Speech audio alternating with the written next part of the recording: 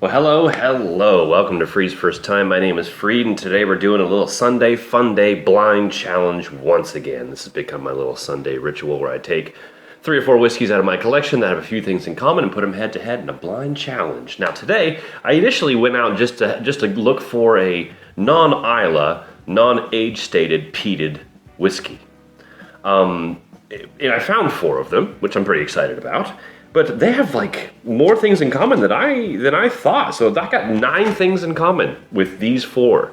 So, and I'll tell you what they are after I introduce the players. Now, as you can probably tell, there's a bit of a color difference between all of them. Pretty obvious one too, which could be a tell. So, when I was pouring, I mean, it's impossible to not look at it, of course. But when I was pouring, I was trying not to look at the color. I'm trying to avoid my peripherals and all that kind of stuff too.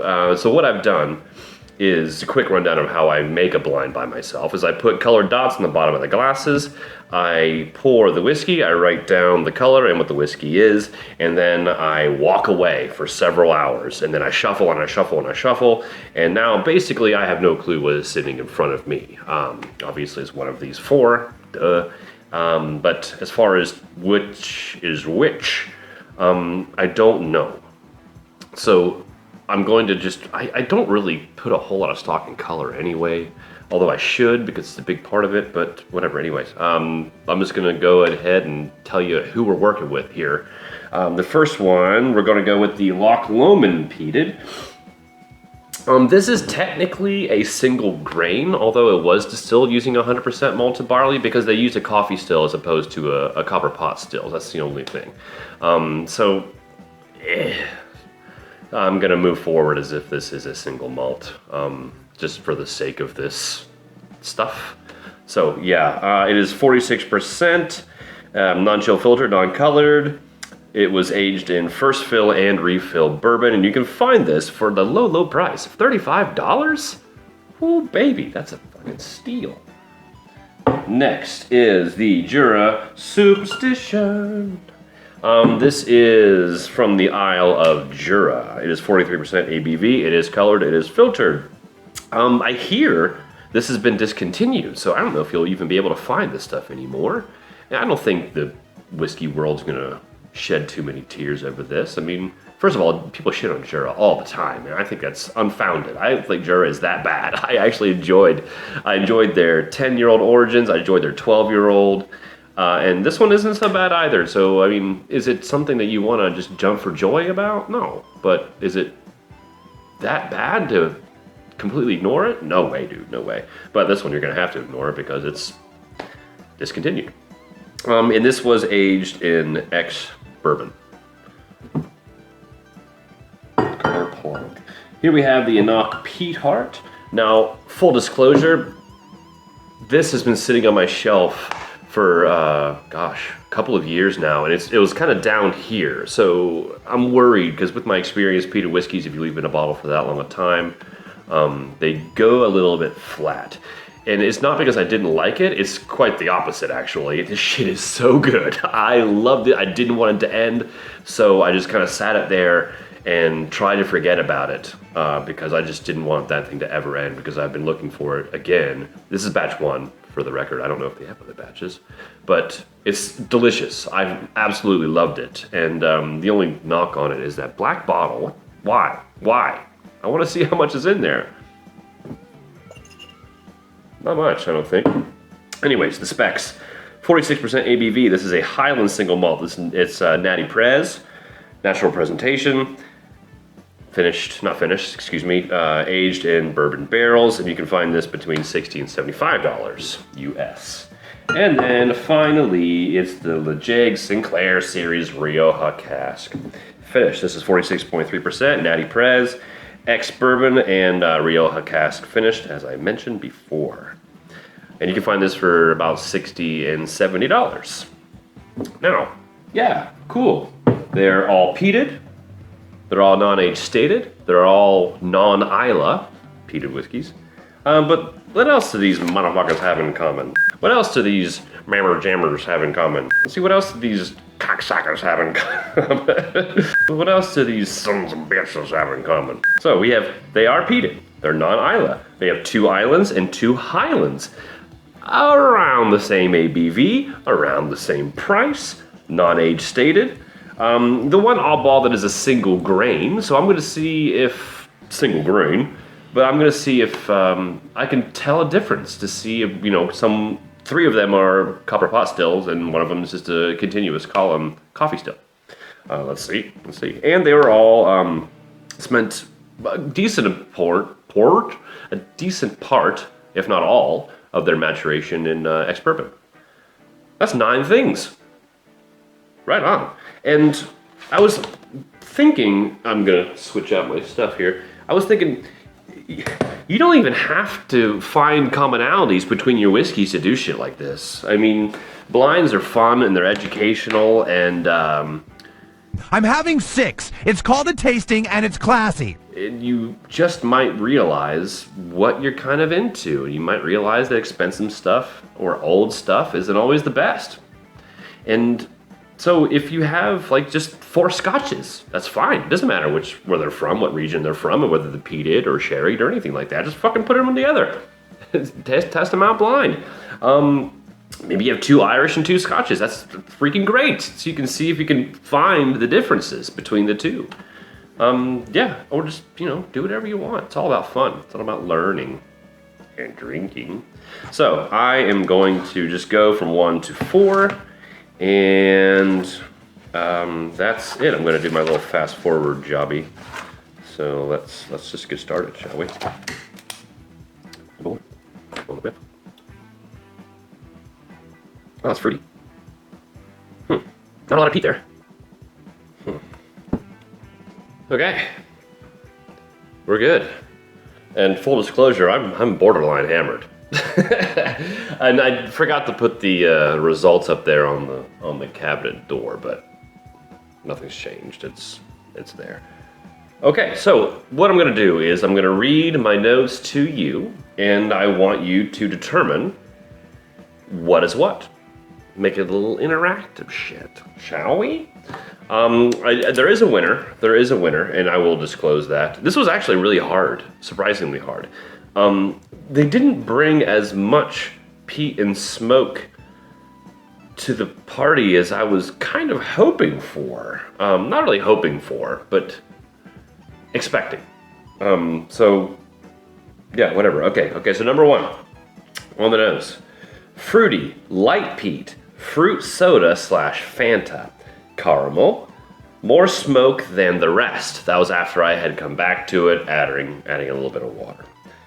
Let's see, on the palate, bitter sour peat, a little flat. Okay, do you remember what I said before about this guy being in its bottle for a while? And peated whiskeys, if you let them sit, they tend to flatten out, which is kind of what I'm worried about.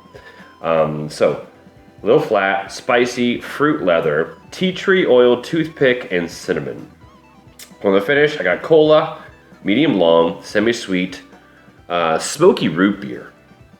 Why doesn't that exist in the world? I would drink smoky root beer all day. Okay, number 2, on the nose, rich strawberry and pineapple, red apple peels, fruity sans the sweetness, better than 1, very light smoke, maybe wouldn't have caught it if I didn't know it was supposed to be there. On the palate, dried strawberry, fizzy, hotter than 1, old leather jacket, fruit soda, a little creamy. On the finish, a little bitter, medium long, the leather stays, toffee candy, better than 1. Number 3, on the nose, rich fudgy caramel peat, root beer, a bit shiny, which is, I have a guess on all these, by the way. Shiny ginseng root, not as good as 1 or 2. On the palate, fire ring / river stones, like they made a fire ring out of river stones. And I'm not talking like Mississippi River, these giant rivers. I'm talking about like New River, Yucatán River, like the whitewater rivers. River. Old Fire, peaty smokiest so far. Still shiny on the palate. and hotter than 1. On the finish, cured meat, medium long, better than 1 and 2, Red Hot's candy, full bodied. Number 4. On the nose, jelly beans and rocks, like there was a bowl of rocks and jelly beans. Sweet peat with a wisp of smoke, dusty mochi, better than 3. So interesting. The nose on this one really captivated me because it was unique. I had never smelled anything like that before. It was one of those things where I just kept going back to it, and I tried my ass off to place it, and I couldn't. Mochi was the closest I could possibly think of. That gooey Japanese dessert treat. Anyways, moving on. On the palate, softer than 1 and 3, which we'll talk about that in a minute. New toy plastic, but generic. Natty cough syrup, natural cough syrup, super dry, cotton candy if it was made with Splenda. On the finish, medium, wet paper / cardboard, oddly sweet. Not oddly sweet, but a sweetness that was just odd, strange, like something's a bit off about it. Oh, this is weird. Historical site gift shop, like you're visiting Gettysburg or like Fort Sumter or something, and you're in the gift shop, and it's that smell place. Because there's always like a little area of those gift shops that's selling these crazy big rock candy sticks, which are just sugar with coloring in it. I don't understand why people buy those. Anyways, okay. So so have you made your guesses? Place your motherfucking bets. What is what? Tell me in the comments. So this time, I did something slightly different. I placed them all according to certain measures. So I placed the nose, I placed the palate, and I placed the finish. And then I kind of added them all together. So as far as the nose is concerned, number 1, the first place is number 2, and then 1, and then 4, and then 3 on the nose. For the palate, we got first place, number 3, and then number 2, then number 1, then number 4. And then the overall finish, the finish. The finish, number 3, first place, then number 2, then number 1, and then number 4. Poor old number 4 is getting left behind. Okay, so the overall is number 3. Number 3 got first place in 2 categories, the palate and the finish, but oddly enough, it got last place on the nose. So that's that. Second place is number 2. Third place is number 1. And then last place, unfortunately, is number 4. The nose was really fun on number 4. So my guesses are, number 1 is the Loch Lomond. And it was impossible for me to not look at the colors, okay? And there is a very big discrepancy between the colors in all the glasses. Moving forward. So I do think number 1 is the Loch Lomond single grain peated. Number 2, I believe, is the Lejeune, or Legic, whatever you want to call it, Rioja. Number 3, the Peat Hot. Can you see? Can you see it? Does it matter? And then finally, I think the Jura is coming in last place, which is weird because I was just singing his praises, sort of, at the end. So here are the results. Let's see how we did. I'm gonna need to move these. The last thing I want is a whiskey catastrophe.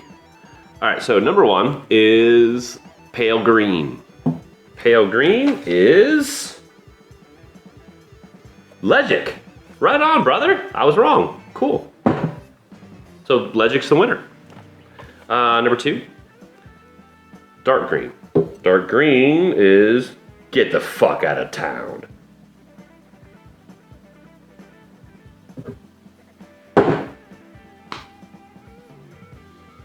What? What? No. Come on, am I fucking with myself? Am I making mistakes? It's Jura. My fucking man. Sorry, I'm swearing so much. Okay. So here we have yellow. Yellow is the Enoch, the Peated.